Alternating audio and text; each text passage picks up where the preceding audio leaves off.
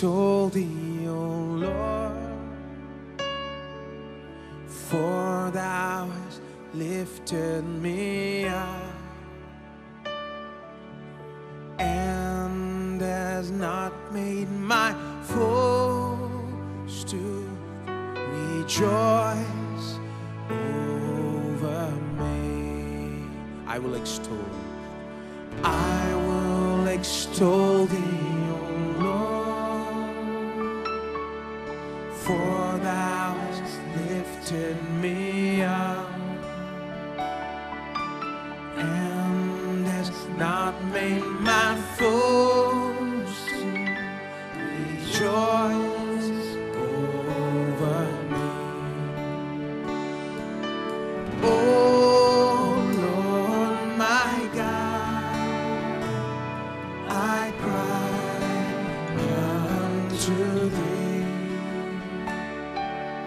and thou hast healed me, and thou hast healed me.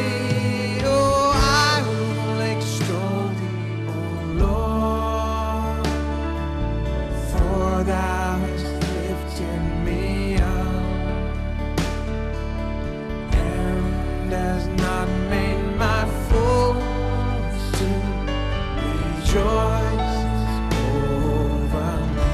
I will extol thee.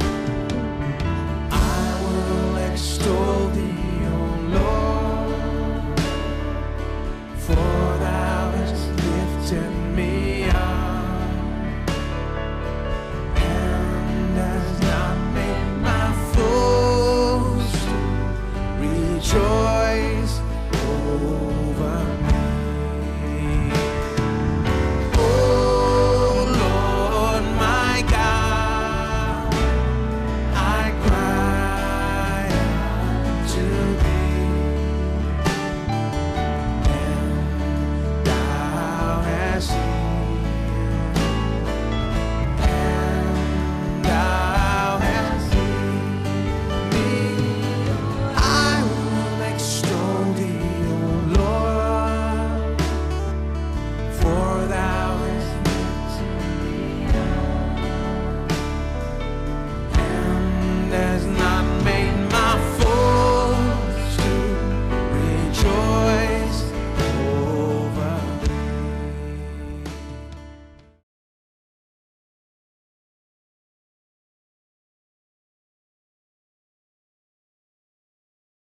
Please मेरे साथ में निकालिए Romeo अध्याय 5 वचन 17 पढ़ते हैं। रोमियो अध्याय 5 वचन 17।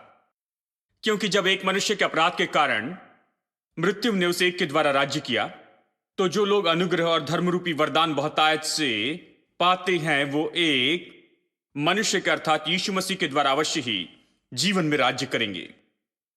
हम देख रहे हैं इस अद्भुत सत्य को पिछले कुछ हफ्तों से। ये शिक्षा की श्रृंखला है। हम कौन हैं, हमारे पास क्या है और हम क्या कर सकते हैं। हम कौन हैं और हमारे पास वो सारी बातें जो सामान्य रूप में नई वाचा में दी गई हैं, यीशु मसीह में और उसके द्वारा नया नियम, यानी ये जो कि बाइबल का भाग है जिसे हम नया नियम कहते हैं, इसमें ये बातें हैं, ये बातें जो परमेश्वर ने छुटकारे के द्वारा हमें दी हैं।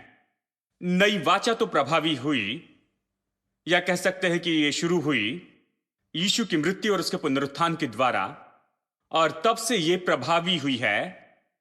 और इसलिए खास करके पत्रियां खास करके लिखी गई हैं कि हमें वो सब बताएं जो कि हमें दिया गया है। यानी यदि आप नए नियम को एक वसीयत के रूप में देखते हैं, मैं सोचता हूं यही तरीका अच्छा होगा। परमेश्वर ने हमें बहुत कुछ दिया है, उसके पास बहुत कुछ है, उसने हमें बहुत कुछ दिया है। और नया नियम तो वो डॉक्यूमेंट है जो हमें देता है, जो परमेश्वर ने हमें अपने अनुग्रह के द्वारा दिया है। हमें इसी तरह से देखना है नए नियम को, पत्रियों को। हमने देखना शुरू किया रोमियो की किताब से, और पहले अध्याय में हमने देखा कि हम लोग संत हैं, और फिर हम 5वें अध्याय में आए, फिर हमने चर्चा की धार्मिकता के बारे में, कैसे परमेश्वर प्रभु ने हमें धर्मी बनाया। और उसके बाद हमने देखना शुरू किया हम धार्मिकता के परिणाम के स्वरूप क्या कर सकते हैं? हम इस जीवन में राज्य करते हैं। इसलिए वचन 17 हमने पढ़ा, यह कहता है, जो लोग अनुग्रह और धर्मरूपी वरदान बहुतायत से पाते हैं वो एक मनुष्य के अर्थात यीशु मसीह के द्वारा जीवन में राज्य करते हैं। यहां निश्चितता बताने के लिए शब्द का उपयोग किया गया है। वो राज्य करेंगे। यह ऐसा नहीं कि भविष्य में कभी किसी समय करेंगे। यह निश्चितता का शब्द है। वो राज्य करेंगे, अभी राज्य करेंगे, भविष्य में नहीं, 1000 साल के राज्य में नहीं, जब स्वर्ग में जाएंगे तब नहीं, अभी राज्य करेंगे। कुछ अनुवाद इसी तरह से बताते हैं, वो इस जीवन में राज्य करेंगे। यह कहता है, यह तो और भी बेहतर है। एक अनुवाद इस तरह से कहता है, वो इस जीवन में राजा के जैसे राज्य करेंगे। हम राजा और याजक बनाए गए हैं। बाइबल कहती है हम राज्य करने के लिए बने हैं, राज्य के लिए। हमने ये देखा है, परमेश्वर ने मनुष्य को बनाया, राज्य करने के लिए बनाया। पहली बात जो परमेश्वर ने मनुष्य से कही, उसे बनाने के बाद उसने कहा सब कुछ वश में कर लो और अधिकार करो, मतलब राज्य करो। प्रकाशित वाक्य के अंतिम अध्याय में अगर आप अध्याय 22 में देखें तो यह कहता है कि हम यीशु मसीह के साथ में वहां पर सदा के लिए राज्य करेंगे। पहले अध्याय में यह कहता है कि वश में कर लो, अधिकार रखो, राज्य करो। अंतिम अध्याय में कहता है सदा के लिए राज्य करेंगे। इस बीच में कुछ गड़बड़ी हो गई। हम जो राज्य करने के लिए जन्मे, हम जो राज्य करने के लिए निश्चित किए गए थे, हम पाप के कारण गड़बड़ी में आ गए और फिर हमने राज्य करना बंद कर दिया और हम पाप और मृत्यु के गुलाम हो गए और ये सारी बातें आई। यीशु 2000 साल पहले आया कि इन सब से हमें छुटकारा दे और हमारी मदद करे कि हम अभी इस समय राज्य करें। बाइबल की यही तो पूरी कहानी है। संक्षिप्त में कैसे राज्य करते हैं? शब्दों से राज्य करते हैं। यदि राजा कुछ करवाना चाहता है, वो खुद जाकर नहीं करता है, वो वचन भेजता है। वो किसी से कहता है उससे लाओ, वो किसी से कहता है कि वहां पर जाओ, वो बस आज्ञा देता है कि ऐसा करो और वैसे ही हो जाता है। राजा ऐसे ही काम करते हैं। यानी शब्द बहुत महत्वपूर्ण हैं। हमें शब्दों के द्वारा राज्य करना है। मैंने शब्दों के बारे में बहुत बताया और इसे याद रखना बहुत ही महत्वपूर्ण है, क्योंकि राज्य अधिकार करना भी शब्दों से होता है। शब्दों से हम राज्य करते हैं। आपको अपने शब्दों का व्यक्ति होना है, उसके बाद में आप विश्वास के व्यक्ति होंगे। इन बातों को समझना बहुत महत्वपूर्ण है। अब हम चर्चा करेंगे ये सब राज्य और अधिकार करना व्यवहारिक रूप में कैसे होता है। प्लीज मेरे साथ में निकालें मत्ती रचित सुसमाचार अध्याय 16, मत्ती अध्याय 16, और चलिए हम पढ़ते हैं वचन 15 से आगे। आपको याद है ये घटना जब यीशु ने अपने चेलों से पूछा कि मनुष्य क्या कहते हैं कि मैं कौन हूं? मेरे बारे में क्या सोचते हैं? क्या कहते हैं कि मैं कौन हूं? उन्होंने कहा कुछ कहते हैं तू एलिया है, तो कुछ यिर्मयाह कहते हैं, यूहन्ना बपतिस्मादाता या कोई भविष्यवक्ता। सब गलत थे, कोई सही नहीं था। तो यीशु ने कहा कोई बात नहीं, कोई भी इसे नहीं समझा है, चलो देखते तुम समझे। उसने चेलों से पूछा कि तुम क्या सोचते हो कि मैं कौन हूं? और अब यहां पर जवाब है वचन 16 में। शिमोन पतरस ने उत्तर दिया और कहा तू जीवते परमेश्वर का पुत्र मसीह है। जैसे उसने ये कहा, देखिए ये बहुत ही महत्वपूर्ण वाक्य है। कोई नहीं समझ पाया था, कोई भी इस बात को वहां पर नहीं समझा था कि वो जीवित परमेश्वर का पुत्र है। मसीह जो जीवित परमेश्वर का पुत्र, यह महान प्रकाशन था। और जैसे ये कहा गया, मानो वहां एक चिंगारी निकली। यीशु यहां पर बहुत ही अद्भुत वाक्य कहता है। यीशु कहने लगता है, यीशु ने उसको उत्तर दिया कि ये शिमोन योना के पुत्र, तू धन्य है, क्योंकि मांस और लहू ने नहीं परंतु मेरे पिता ने जो स्वर्ग में है ये बात तुझ पर प्रकट की। अब जैसे मैंने उस दिन बताया था, आदम प्रतिनिधि मनुष्य था, क्योंकि वो पहला मनुष्य था। वो मनुष्य का प्रतिनिधि था, इसलिए जो कुछ भी आदम से कहा गया पूरी मनुष्य जाति से कहा गया, क्योंकि वो पहला था। उससे जो शब्द कहे गए वो अलग थे। एक तरह से ये मनुष्य जाति के लिए उपयोगी हैं, ये मनुष्य जाति के लिए कहे शब्द हैं। उसी तरह से जो शब्द पतरस से कहे गए हैं, ये शब्द उन सभी के लिए कहे गए हैं जो यीशु को परमेश्वर का पुत्र अंगीकार करते हैं और अपना प्रभु और उद्धारकर्ता स्वीकार करते हैं।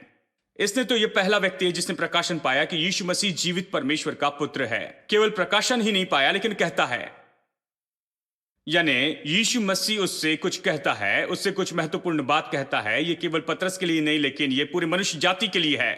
तो उसने कहा तू तो धन्य है, मतलब केवल शिमोन आशीषित नहीं, पतरस आशीषित नहीं, हम सब आशीषित हैं। यहां कितने लोग आशीषित हैं? यदि आपके पास प्रकाशन है कि यीशु मसीह जीवित परमेश्वर का पुत्र है तो आप आशीषित हैं।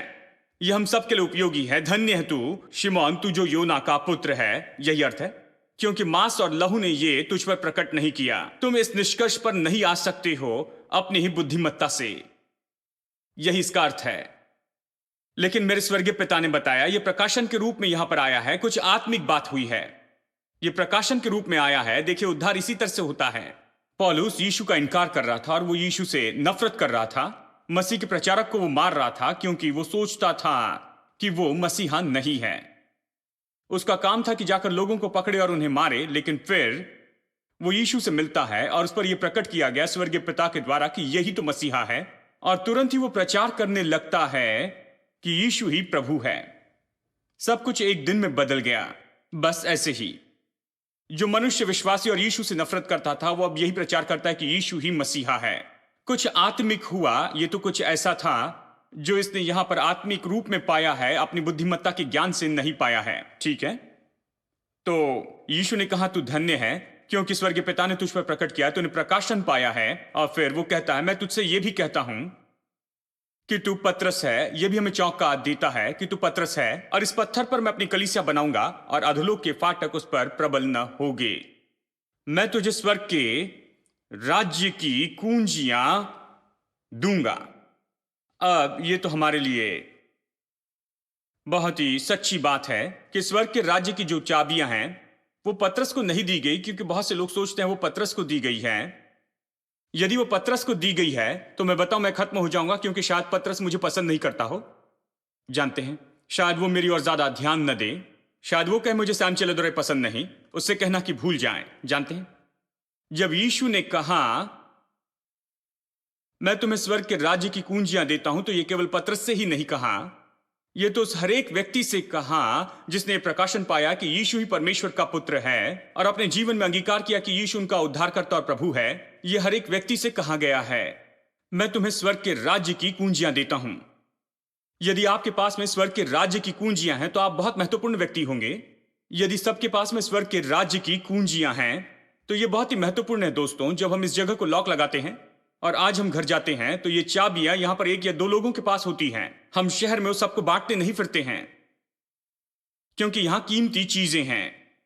यहां केवल एक या दो लोगों के पास ये होती है और सामने 24 घंटे वॉचमैन है, एक अंदर है एक बाहर है और ये सारी बातें हैं, क्योंकि ये बहुत ही महत्वपूर्ण चीज है। कोई भी आकर यहां पर मनमर्जी नहीं कर सकता है। इसीलिए ये चाबी, जिस व्यक्ति के पास में ये चाबी है वो यहां पर मानो राज्य करता है। उसके बिना कुछ भी नहीं हो सकता है। कुछ बाहर नहीं ले जा सकते हैं, कुछ भीतर नहीं ला सकते हैं। उनकी अनुमति के बिना यहां कुछ भी नहीं कर सकते हैं, क्योंकि उनके पास चाबी है। वो तो अधिकारी हैं, वो तो अधिकार रखने वाले व्यक्ति हैं। वो इस जगह पर राज्य अधिकार करते हैं। वो महत्वपूर्ण व्यक्ति है। अब स्वर्ग का जो राज्य है वो इस कैंपस से बहुत ही बड़ा है। स्वर्ग का राज्य तो इससे बहुत बड़ा है दोस्तों। परमेश्वर की सारी आशीषें, परमेश्वर का सारा अधिकार और सौभाग्य, सारी सामर्थ और सारा जो अधिकार है जो कि इस स्वर्ग के राज्य का है, परमेश्वर का अधिकार, ये क्षेत्र जिसके ऊपर परमेश्वर राज्य और अधिकार करता है, और वो सब जो कुछ इसमें है, हर एक अच्छी चीज जो इस प्रभु राज्य की है वो आपकी है, क्योंकि उस राज्य की जो कुंजियां हैं, वो चाबियां, वो तो आपको दी गई है। आप इस तक पहुंच सकते हैं, इस तक जा सकते हैं, आप इसका उपयोग कर सकते हैं। यही इसका अर्थ है मैं तुम्हें स्वर्ग के राज्य की चाबियां देता हूं। लेकिन बात तो यह है कि आप चाबी का उपयोग करना जानते हैं। यहीं पर बहुत से लोग गलत करते। क्या आप इसे लगाना और इसे घुमाना जानते हैं? इससे काम करना जानते हैं? इससे खोलना और बंद करना जानते हैं? क्या ताला लगाना और ताला खोलना जानते हैं? यह कहता है मैं तुम्हें स्वर्ग के राज्य की चाबियां देता हूं, और फिर वो बताता है कैसे यह चाबी काम करती है। जो कुछ तू पृथ्वी पर बांधेगा वो स्वर्ग में बंध जाएगा, और जो कुछ तू पृथ्वी पर खोलेगा वो स्वर्ग में खुल जाएगा। यानी इस प्रभु राज्य की चाबियों से आप तो सच में बांध और खोल सकते हैं। बांधना और खोलना, आप कैसे बांधते और खोलते हैं? आप बांधते और खोलते हैं स्वर्ग के राज्य में। आप बांधते और खोलते हैं शब्दों से। आप कुछ बातों को बांधते हैं। जब आप कुछ होते हुए देखते हैं और आपको यह पसंद नहीं आता, जानते ये प्रभु की इच्छा नहीं है आपके जीवन के लिए, तो आप उसे बांधते हैं। आप उस दुष्ट आत्मा को बांधते हैं, उस परिस्थिति को बांधते हैं, जो कुछ भी हो रहा है उसे बांधते हैं। आप उस पर रोक लगाते हैं, उसे रोकते हैं। आप कहते हैं यीशु के नाम में निकल जाए। आप कहते हैं यीशु के नाम में अभी समय रुक जाए। क्योंकि आप जानते हैं कि यह परमेश्वर की ओर से नहीं है। आप इसे बांध सकते हैं और खोल सकते हैं। चाबी ऐसे ही काम करती है। बहुत से लोग वो इस सत्य को नहीं समझ पाए हैं।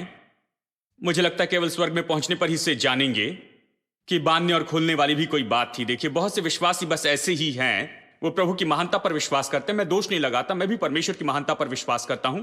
परमेश्वर की महानता मतलब परमेश्वर सर्वसामर्थी है, उसकी अपनी इच्छा है, वो अपनी इच्छा उपयोग करना जानता है, वो योग्य है और बहुत योग्य है कि अपनी इच्छा के अनुसार करे। जो भी वो चाहे वो कर सकता है। हां, मैं विश्वास करता हूं। लेकिन वो क्या करते हैं? वो कहते हैं इसका मतलब अब हमारे बांधने और खोलने का कोई उपयोग नहीं है। हम कैसे कुछ बांध सकते हैं या कुछ खोल सकते हैं यदि परमेश्वर सर्वसामर्थी है, परमेश्वर महान है, उसके अपने विचार और योजना है, वो जो चाहे वो करता है, तो हम बांध और खोल नहीं सकते हैं। परमेश्वर जो कुछ भी चाहता है बस वही तो हमारे साथ में हो जाता है। कहते हर एक के माथे पर परमेश्वर ने उनके लिए कुछ न कुछ लिखा है। यह अजीब है कि विश्वासी लोग भी इस पर विश्वास करते हैं। बाइबल होने के बाद भी, इतनी बड़ी बाइबल होकर भी वो कहते हैं कि यहां पर क्या लिखा है। यहां पर पहले से कुछ नहीं लिखा है दोस्तों, सब कुछ यहां लिखा है। इसे यहां पर आना चाहिए और फिर यहां पर उतर जाएं, आपके दिल में देखिए। तो बहुत से लोग विश्वास करते हैं जो होना है वो तो ऐसे हो जाएगा भाई। मंगलवार शाम को मैं लोगों को बता रहा था संसार में दो तरह के लोग हैं। एक जो विश्वास करते हैं कि सब कुछ ऐसे ही अकस्मात होता है, सब कुछ अकस्मात होता है। शादी हुई अकस्मात हुई, तलाक हुआ अकस्मात हुआ, बीमार हुए तो अकस्मात हुए, अच्छे हैं तो अकस्मात हैं, जानते हैं, धनी हुए तो अकस्मात है, गरीब है तो अकस्मात हुए, अगर आप सब कुछ खो बैठे हैं या बहुत पाया ये भी अकस्मात है, सब कुछ अकस्मात है। इसे कहते हैं थियरी ऑफ कंटिंजेंसी। देखिए, ये विश्वास करते हैं सब कुछ अकस्मात है। और फिर आधे लोग ये विश्वास करते हैं कि जो कुछ भी होना है वो तो हो ही जाएगा, जो होना है वो हो जाएगा। ठीक है, जो अकस्मात पर विश्वास करते हैं, ये थ्योरी वाले सोचते हैं बांधने और खोलने का उपयोग क्या है। देखिए, सब कुछ अकस्मात हो जाता है, कुछ भी क्रम में नहीं है, ये होगा अकस्मात रूप में, आप नहीं जानते कैसे होगा। और जो ये विश्वास करते हैं कि जो कुछ होना है वो हो जाएगा, वो भी ये विश्वास करते हैं कि जो होना है वो तो हो ही जाएगा, इसलिए बांधने और खोलने से कोई फायदा नहीं, जो होना है वो होगा। ठीक है, दोनों चिंता में हैं। जो अकस्मात पर विश्वास करता है सोचता अकस्मात क्या हो जाएगा, और जो मनुष्य ये विश्वास करता है जो होना है वो हो जाएगा, वो चिंता करता है क्योंकि वो नहीं जानता है कि क्या होने वाला है। और वो कुछ नहीं कर सकता है, वो उसे बदल नहीं सकता है। हां, संसार ऐसे ही सोचता है। लेकिन चलिए बाइबल के जैसे सोचते हैं। बाइबल ऐसी कोई बात नहीं सिखाती है। देखिए, बाइबल परमेश्वर की सामर्थ और वो सर्वसामर्थी ये सब कुछ सिखाती है और हम सब इस बात को मानते हैं। लेकिन बात तो ये बाइबल कहती है कि जो कुछ भी आप बांधते हैं वो बंध जाएगा, जो कुछ आप खोलते हैं वो खुल जाएगा। ये मुझे बताता है कि आपका जीवन अभी आपके हाथों में है। आप अपने जीवन में जो होने देते हैं, आप अपने जीवन में जो होने देते हैं, यह आप पर आधारित होता है। जो कुछ आप होने दे वही होगा, जो भी आप बांधेंगे वही आपके जीवन में बन जाएगा। आप इंचार्ज है, आपके पास में चाबी है। परमेश्वर ये नहीं कहता कि मेरे पास चाबी है, जब भी चाहे मेरे पास में आना, नहीं, वो कहता है तुम्हें, मैंने तुम्हें ये चाबियां दी हैं। परमेश्वर हमारा आदर करता है हमें चाबी देने के द्वारा कि हम लोग वो चुने जो भी हम चाहते हैं। बाइबल ये सिखाती है कि परमेश्वर ने मनुष्य को स्वतंत्र इच्छा दी है। स्वतंत्र इच्छा मतलब हमारे पास चुनाव होता है, वो चुन सकता है जो चाहे। इसलिए आदम पाप कर सका क्योंकि उसने ये चुनाव किया। कई बार मनुष्य इसके साथ गलत दिशा में जाता है, लेकिन उसके पास स्वतंत्र इच्छा होनी चाहिए, नहीं तो मनुष्य नहीं हो सकता है परमेश्वर के स्वरूप समानता में। अगर आप इसके स्वतंत्र इच्छा को निकाल लेते हैं तो मशीन जैसे हो जाएगा, वो गुलाम जैसे हो जाएगा। जबरदस्ती विवश नहीं कर सकते कि प्रभु से प्रेम करे और परमेश्वर के लिए जीते रहें। उसे प्रभु से अपने दिल से प्रेम करना है, प्रभु से प्रेम की इच्छा रखे, उसे प्रभु की आज्ञा माननी है इच्छा से। देखिए, यही प्रेम, ये नहीं, आज्ञाकारिता ये नहीं, आपको ये निर्णय लेना होगा। आपके पास पर्याय है कि आज्ञा न माने। ठीक है, दुनिया में हजारों स्त्रियां हैं लेकिन आपने एक से शादी की,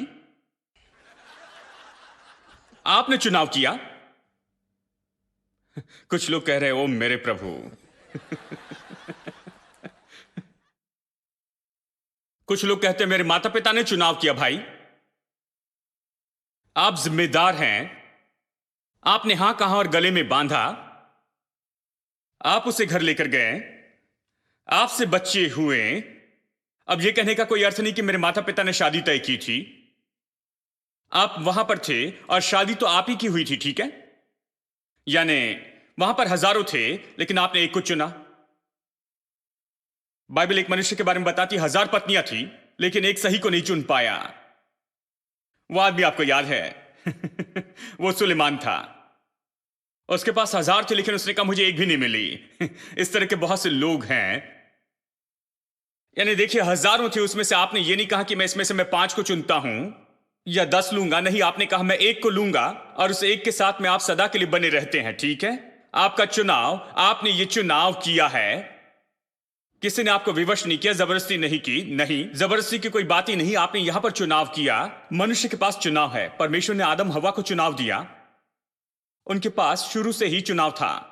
परमेश्वर उसके हाथ पैर बांध करके एक कमरे में रख सकता था। ये कह सकता था पाप मत करना, शैतान से बातें नहीं करना, मैं तुम्हें कहीं जाने नहीं दूंगा, शायद शैतान तुम्हें पकड़ लेगा। नहीं, उसने ऐसा नहीं किया। परमेश्वर ने उसे आजाद रखा। आदम आजाद था, वो कभी बंधा नहीं था। उसके पास हमेशा पर्याय और चुनाव था कि जहां चाहे जाए, जो चाहे वो करे, और सारे पेड़ के जो भी फल खाना था खाए। केवल एक पेड़ का फल वो नहीं खा सकता था। और शैतान आकर अभी उससे बातें करता है। अब उसके सामने एक चुनाव आ जाता है। जो शैतान कहता है वो करूं या जो परमेश्वर कहता है वो करूं, और आदम यहां पर गलत मार्ग में चला गया। परमेश्वर ने क्या किया? लोग कहते हैं खैर भाई, परमेश्वर ने क्यों होने दिया? परमेश्वर कहता है जो तुम होने देना चाहते हो वो तुम होने दो। तुम जो होने नहीं देना चाहते उसे आने मत दो। तुम इसकी अनुमति बिल्कुल न दो। जो कुछ आप बांधते हैं वो बन जाएगा, जो आप खोलते हैं वो खुल जाएगा। उसने आपको अधिकार दिया। वो अपेक्षा करता है कि आप मनुष्य बने, खड़े होकर मनुष्य बने। वो कहता है मनुष्य ने आने दिया। जब शैतान आया वो मृत्यु लेकर आया, वो पाप लेकर आया, सारी बुराई और सब कुछ लेकर आया। आज संसार में लोग कहते हैं कि इतनी बुराई क्यों हो गई है? क्यों? परमेश्वर ने जो संसार बनाया उसमें कुछ हस्तक्षेप क्यों नहीं करता है? इतनी बुराई यहां पर क्यों है?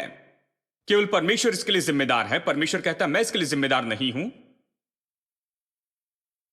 जो कुछ भी हो रहा है उसके लिए परमेश्वर जिम्मेदार नहीं है, क्योंकि मनुष्य ही वो है जिसने अपने पाप के द्वारा, अपने अविश्वास के कारण, अभिलाषा के कारण और अपने लालच के कारण उसने ये सारे विनाश अपने ऊपर ला लिए हैं। केवल आदम नहीं, यहां तक कि आज भी जब विनाश किसी व्यक्ति के ऊपर आता है, जब असफलता किसी के ऊपर में आती है, जब कोई बुरी तरह से असफल होता है, मुंह के बल गिर जाता है, जब मनुष्य इस दशा और स्थिति में होता है, अक्सर वो सिर उठाकर परमेश्वर को देखकर कहता है मैं ही क्यों प्रभु? जैसे मानो प्रभु ने उसके साथ ये किया है। लेकिन परमेश्वर कहता है क्यों? तुमने अपने साथ ऐसा क्यों किया? जब भी हम असफल होते हैं, जब भी हमें कमी घटी होती है, जब भी हम असफल होते हैं, जो हम करते हैं उसमें खास करके हमारे अविश्वास के कारण है, हमारे पाप के कारण, हमारी लालच के कारण, अभिलाषा के कारण।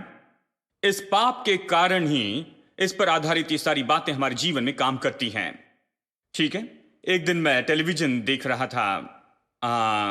वहां पर चर्चा चल रही थी आर्थिक विपत्ति के बारे में, जिसका आज संसार अनुभव कर रहा है। लगभग हर एक देश में यह परेशानी है।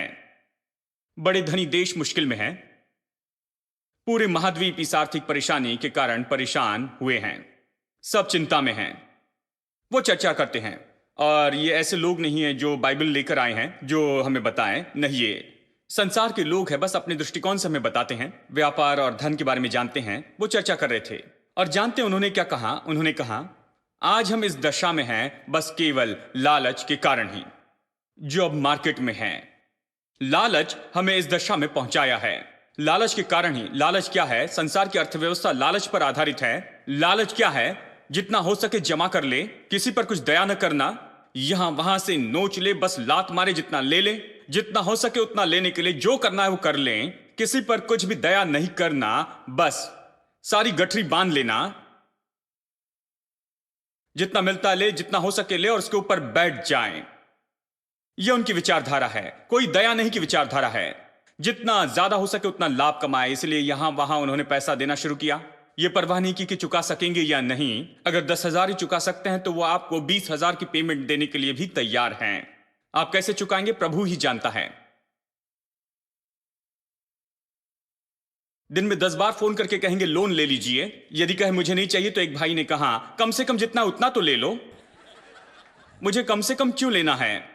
मुझे कम से कम नहीं चाहिए, ज्यादा से ज्यादा नहीं चाहिए, मुझे कुछ भी नहीं चाहिए, कुछ नहीं चाहिए, कम से कम कुछ तो लीजिए सर। मुझे क्यों लेना है? क्योंकि ब्याज दर कम है सर। हाँ, आप मुझे उसके साथ नीचे लेकर जाएंगे।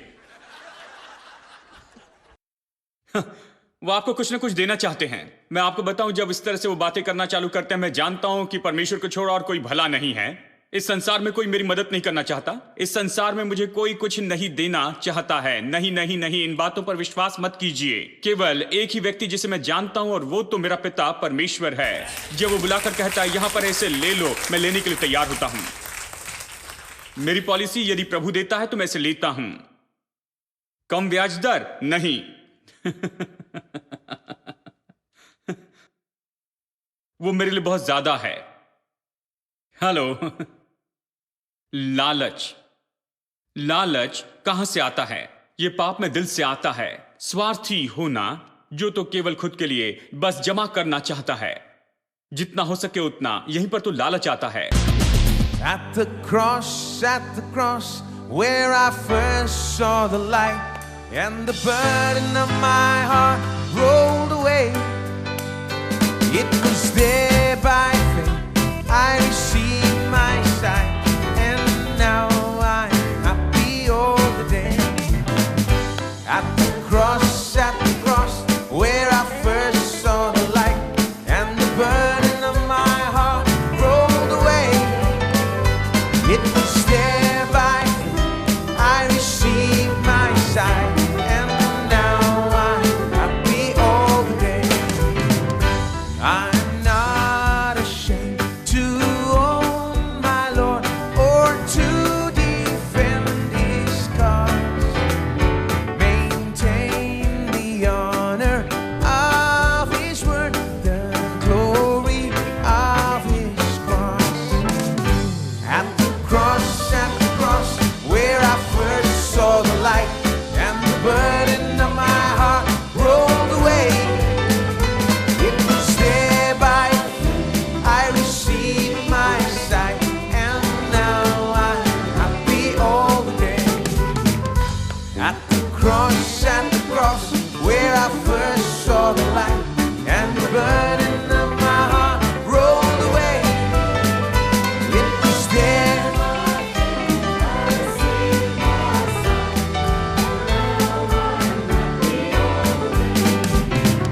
Jesus